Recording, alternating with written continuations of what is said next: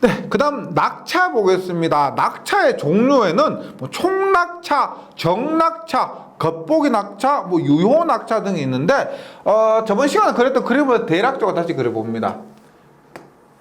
이렇게 댐이 있고요. 댐 있고 치수구 있습니다. 치수구에서 이렇게 해서 수로를 통해서 여기 수조로 옵니다.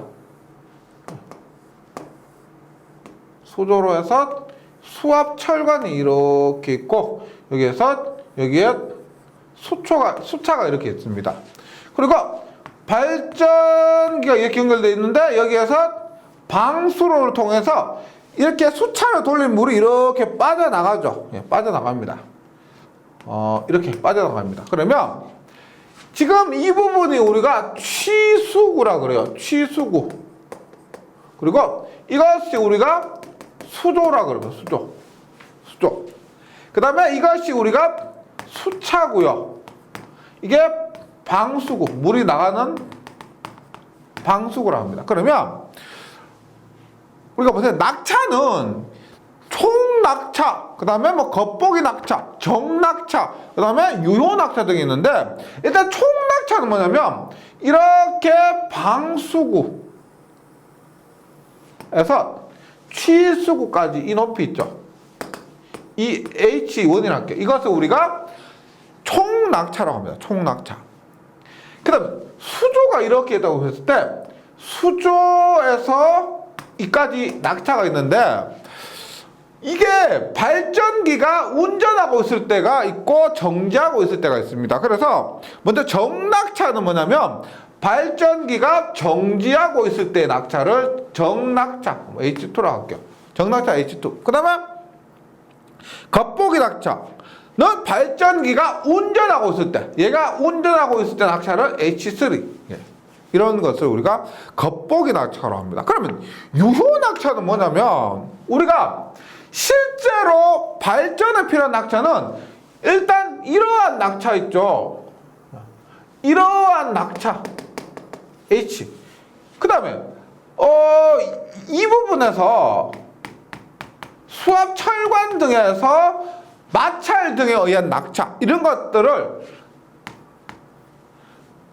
뺀 것 전체 총낙차에서 이런 낙차나 이런 낙차 손실 낙차 등을 뺀 것이 우리가 실제 발전에 필요한 유효 낙차라는 겁니다. 그래서 교재를 잠시 보면은요, 총낙차는 취수구에서 수위와 방수구의 수면 수위와의 고저차. 네. 정낙차는 발전기가 정지 중일 때 수조 수위와 수조 수면 수위와 방수구 수면 수위의 고저차. 겉보기 낙차는 발전기가 운전 중일 때 수조 수면 수위와 방수구 수면 수위의 고저차. 어렵지 않죠? 유효 낙차는 뭐냐? 총낙차에서 H1에서 수로나 이러한 수로에 의한 H와 수압관로 이런 H와 그 다음에 당연히 뭐 이런 방수구에 의한 이런 H도 포함되겠죠. 전체 손실 낙차를 제외한 나머지 고저차를 유효 낙차라고 합니다. 그래서 유효 낙차를 구한다고 하면 총낙차에서 손실 낙차를 빼면 되겠죠.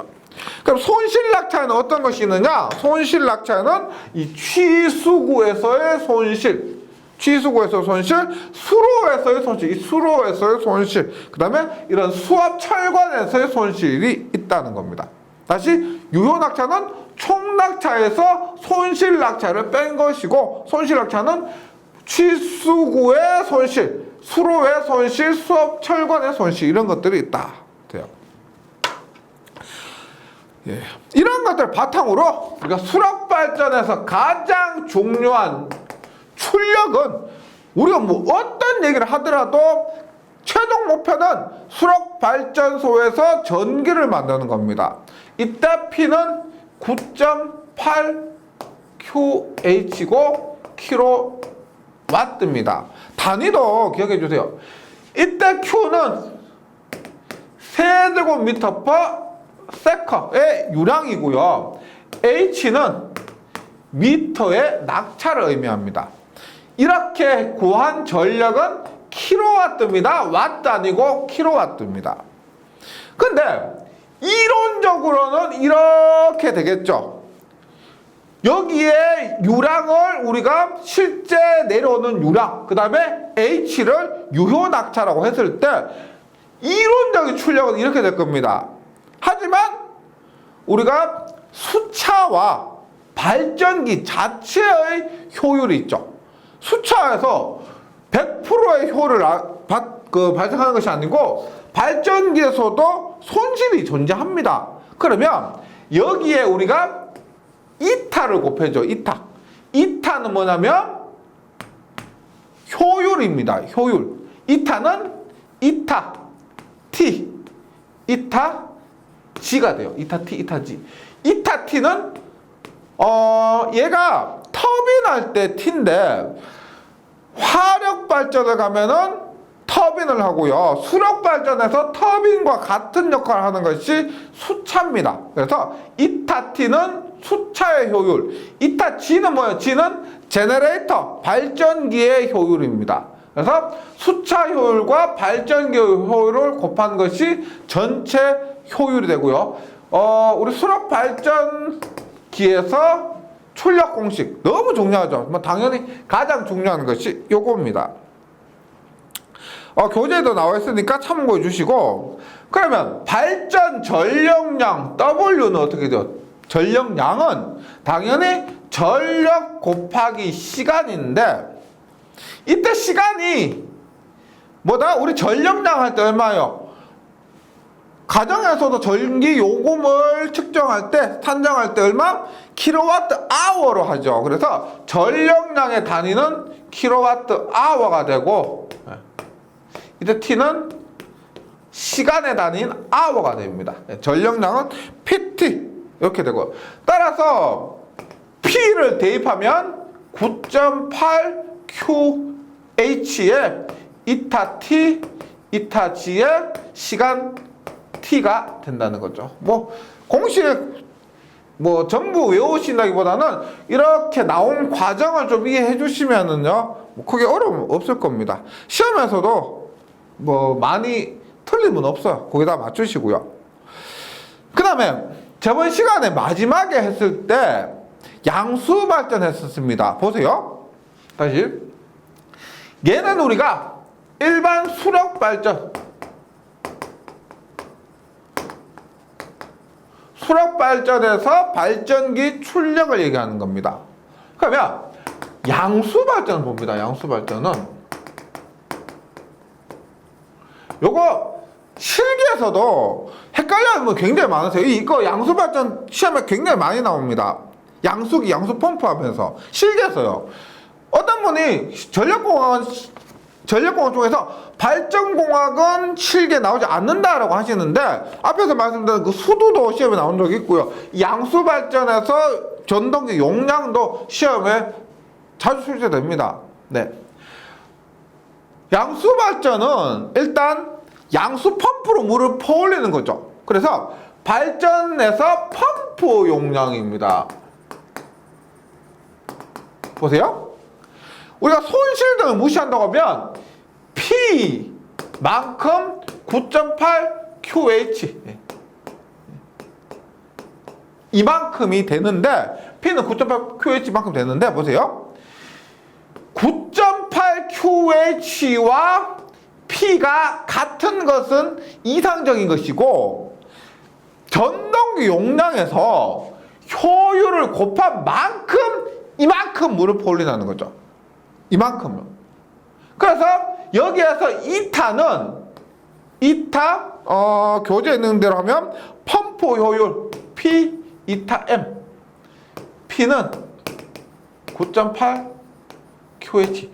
따라서 여기에서 P는 이타 P 이타 M분의 9.8 QH가 되는 겁니다. 즉 전동기 용량만큼 얘가 손실이 없다고 하면, 효율이 100%라고 하면은 전동기 용량만큼 모두 물을 퍼올 수 있지만은, 여기에서 전동기의 효율, 펌프 효율이 있기 때문에 그걸 고려한 만큼 밖에 물을 퍼올 수가 없다, 이런 그 맥락으로 이해를 해주시기 바라겠습니다. 양수 발전기의 출력 이렇게 펌프 했을 때 일단 출력 P는 이타 P 이타 M 분의 9.8 QH가 된다. 그리고 우리가 수력 발전에서 얘를 우리가 낙차라고 했잖아요. 맞죠? 낙차인데 양수 발전에서는 양정이라고 하면 양정, 높이. 그래서 양수 발전에서는 양정이다. 이렇게 표현해요. 네. 나머지는 뭐 크게 혼동되는 거 잘 없으실 겁니다. 네. 이것이 우리가 트럭 발전소에서 발전기 출력, 근데 양수 발전에서 뭐 펌프 용량 혹은 그때 출력 있죠? 이것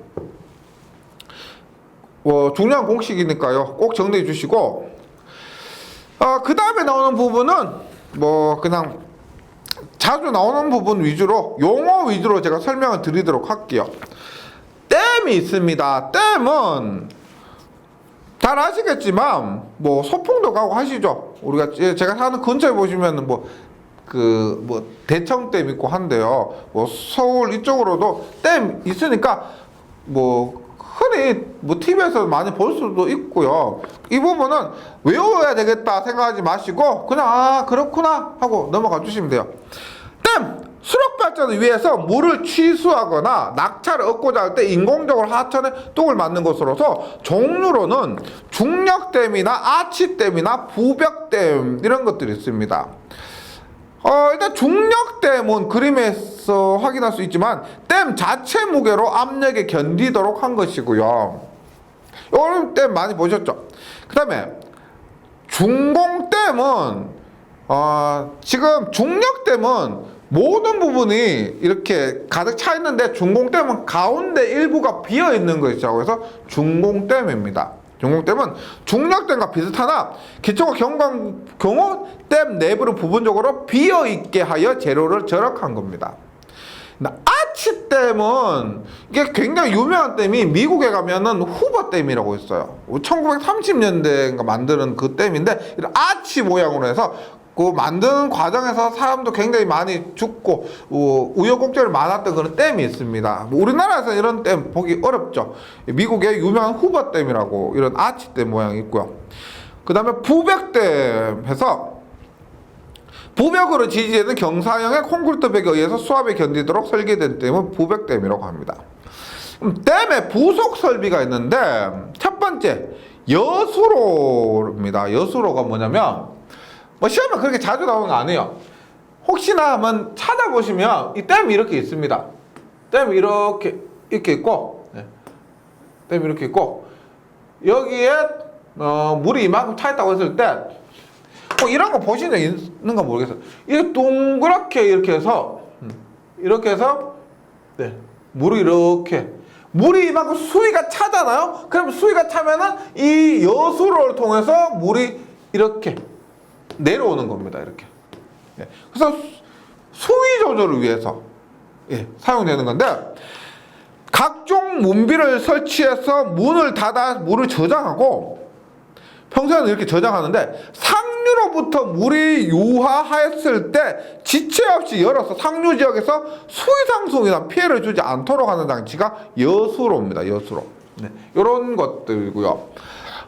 에이프런은 뭐냐면 이런 거 이렇게 보시면 돼요. 예를 들어서 댐이 이렇게 있다. 댐이 이렇게 있고 게이트를 이렇게 열었습니다.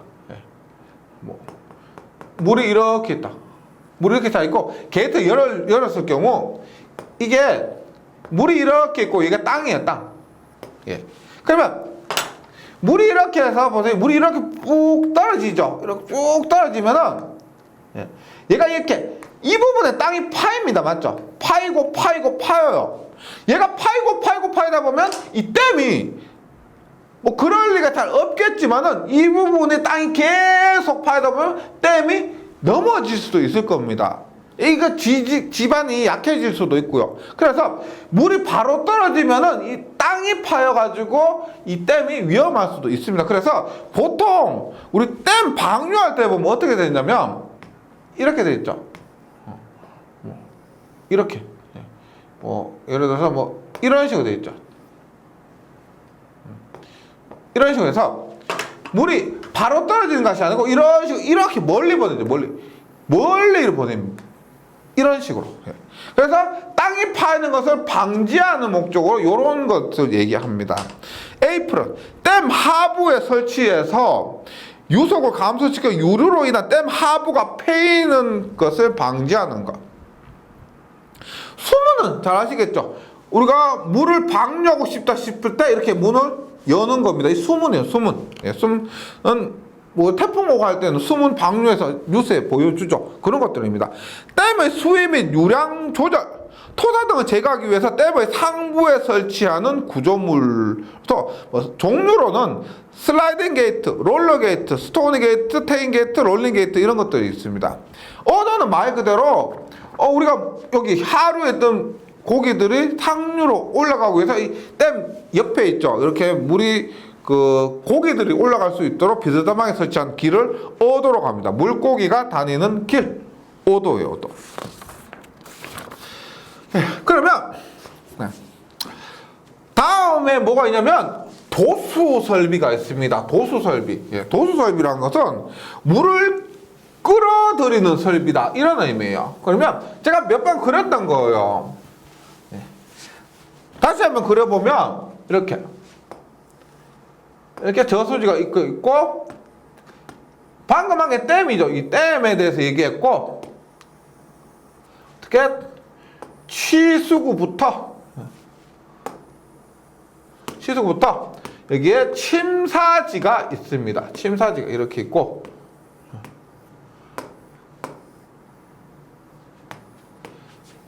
이렇게 내려와서 이게 수차가 이렇게 있습니다. 수차가 해서 발전기를 돌리는데, 도수 설비는 여기서부터 여기까지 얘기하는 거예요. 여기서부터 여기까지. 여기서부터 여기까지. 수차 앞까지. 물을 취수하는 설비라는 겁니다. 그래서 먼저 이 부분이 우리가 취수구에는 제수문과 스크린이 있습니다. 제수문과 스크린이 있고, 요것이 우리가 수조, 교재에 있는 거 참고해 주시고요. 요것이 침사지입니다. 침사지. 그 다음에 이것이 수조. 그 다음에 이것이 우리가 수압철관이라 그러고요. 뭐 굳이 더 나간다고 하면 여기에 방수구까지 해서 수차와 발전기들을 제외한 물이 지나가는 길을 우리가 도수설비, 이렇게 보시면 됩니다. 도수설비인데, 그래서 지금 교재 그림 한번 보시면 취수구, 침사지, 수로, 그 다음에 뭐 조정지 또는 저수지 있고요. 여기에 수조가 있고 수압철관이 이렇게 있습니다. 먼저 취수구를 보면 이 부분을 얘기하는 거예요. 취수구는 댐에 저장된 물을 수로에 도입하기 위한 구조물이라고 해서 취한다 물 해서 취수구입니다. 그랬을 때 제수문과 스크린이 있는데, 제수문은 뭐냐? 일단 여기에 들어오는 물의 양을 조절하는 겁니다. 물의 양이 많으면 많이, 적게 필요하면 적게, 이렇게 들어오는 물의 양을 조절하는 것이 제수문이고, 그 다음에 얘가 댐이라고 했을 때 뭐 가장 문제되는 뭐 모래나 그 다음에 나뭇잎 같은 것도 있죠. 그런 것들 제거해야 되겠죠. 그런 것들이 수로에 들어오면 안 되니까 그런 것들을 제거하는 것이 스크린입니다. 제진 설비를 하고 수로에 유입하는 불순물을 제거하는 것. 그 다음에 수로인데, 이 수로예요, 수로. 근데 이 수로는 이게 제가 간단하게 그렸지만은요, 뭐 일반 수력발전소 견학 가자는 상황에 따라 달라요. 뭐 이게 뭐 길이가 짧은 것도 있고요. 이 수로 길이만 해도 뭐 몇 킬로가 되는 것도 있습니다.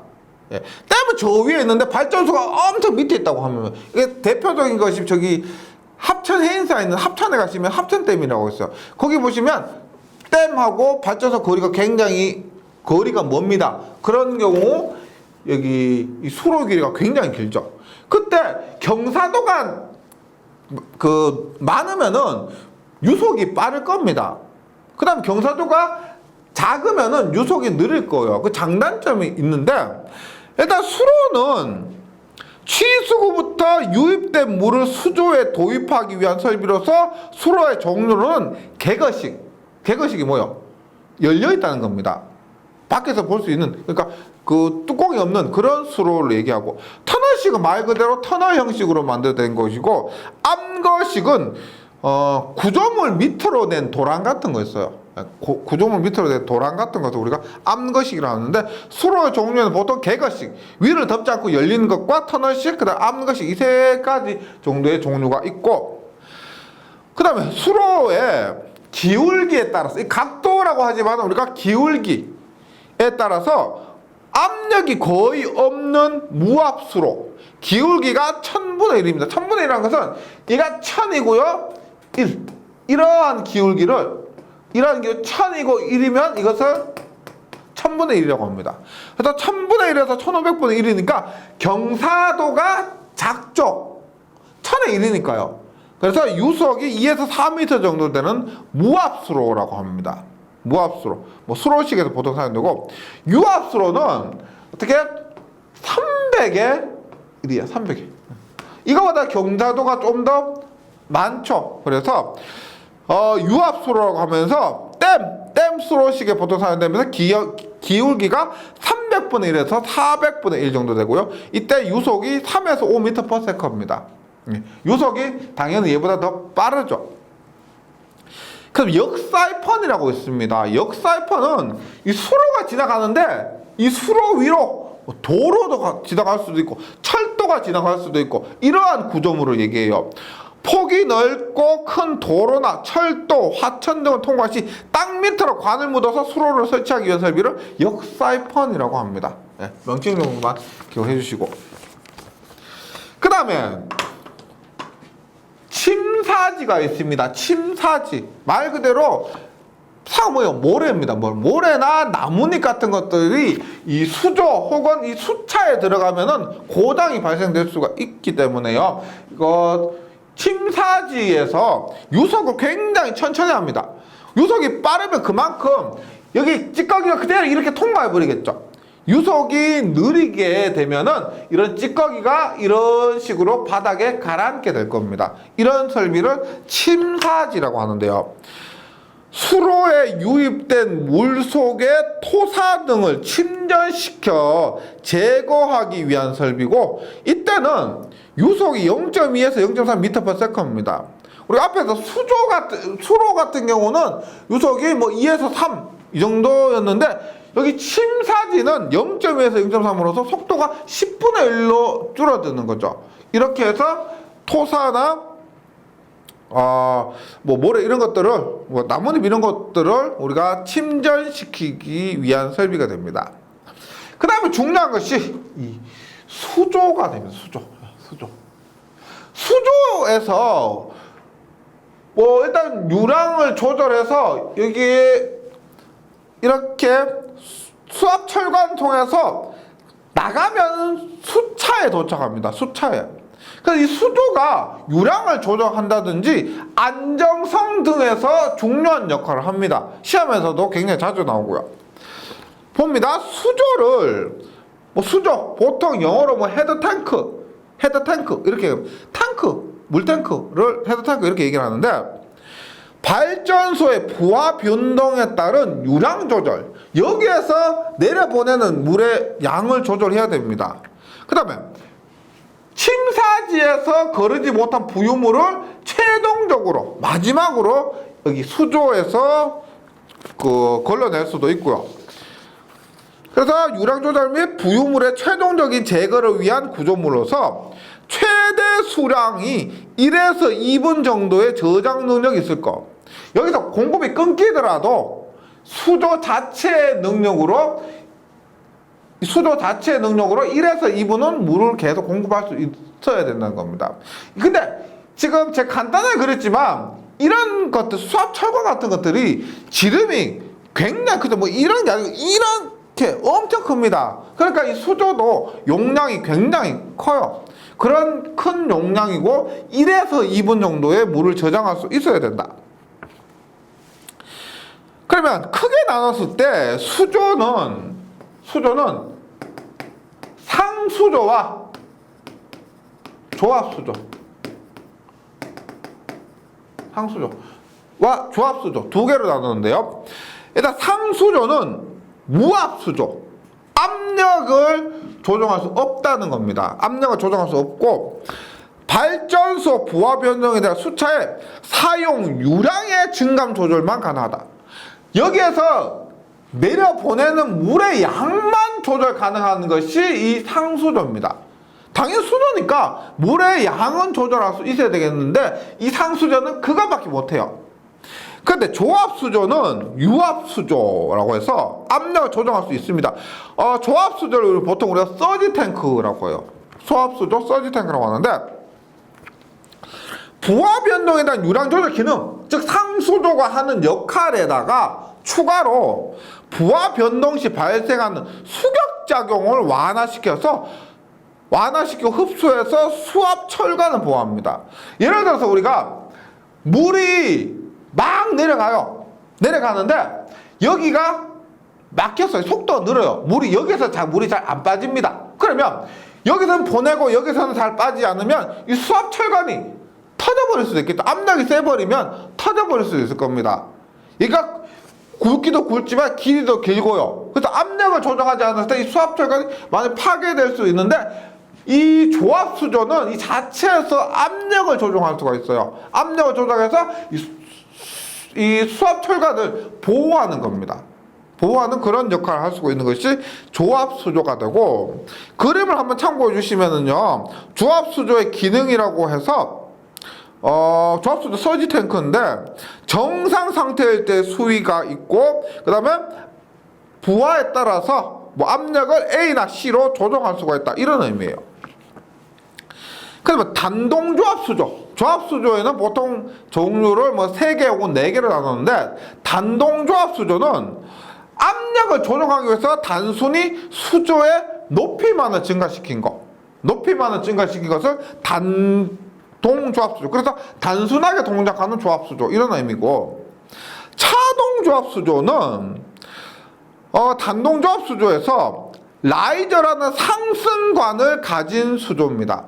라이저라는 상승관, 수조가 상승하면 여기 관이 있어요. 그 관을 가진 수조를 차동조합수조라고 하고요. 이것이 서징 주기가 최대입니다. 급격하게 변하는 그런 서징 주기가 최대고요. 그다음 수실조합수조는 교재에 있는 그림을 잘 보시면 수실조합수조는 방이 있죠. 물이 들어가는 방. 교재에는 2개의 그림이 있죠. 이런 방이 있는 조합수조를 수실조합수조로 합니다. 그래서 수조의 상하부 측면에 수실을 가진 수조인데 수심이 깊을 경우 보통 이 수실조합수조가 유리합니다. 수심이 깊을 경우 수실조합수조가 유리하고, 그 다음에 서징 주기가 최대는 차동조합수조가 사용됩니다. 단동조합수조는 조합수조 중에서는 가장 간단한 기능을 하는 것이 단동조합수조고요. 그 다음에 교재 보시면 제수공 조합수조가 있습니다. 이것도 차동조합수조의 일부로 볼 수 있는데, 제수공이라는 구멍 있죠. 포트 구멍이 있는 것을 제수공 조합수조라고 합니다. 포트 구멍이 있는 것. 그 다음에 수압철관이 있어요. 수압철관. 얘가 수압철관인데 수조와 수차 사이에 설치되어서 수조에 있는 물을 수차로 보내는 그런 통로입니다. 통로일 때 상수조에서 압력이 있는 물을 수차에 도수하기 위한 관으로서 수압관의 유량은 얼마냐? 예를 들어서 보세요. 얘가 이렇게 있습니다. 네. 이렇게 있는데 얘가 반지름이 R이고요. 지름이 D예요, D. 그러면 유량 Q는 뭐라고 했어요? 유량 Q는 면적 곱하기 속도라 그랬죠. 저번 시간에 그랬죠? 유량은 면적 곱하기 속도입니다. 그러면 반지름 곱하기 파이가 면적인데 지름으로 하면 얼마예요? 2분의 지름 곱하기 2분의 지름, 반지름 곱하기 3.14 파이 곱하기 속도 v 하니까 얼마다? 4분의 파이 d의 제곱 곱하기 v, 유량이니까 세제곱미터 퍼 세컨입니다. 그래서 수압철관에서 흘러내리는 유량의 크기는 4분의 파이 D의 자승V. 그래서 이 공식도 꼭 외워주시기 바랍니다. 4분의 파이 D 자승 곱하기 V.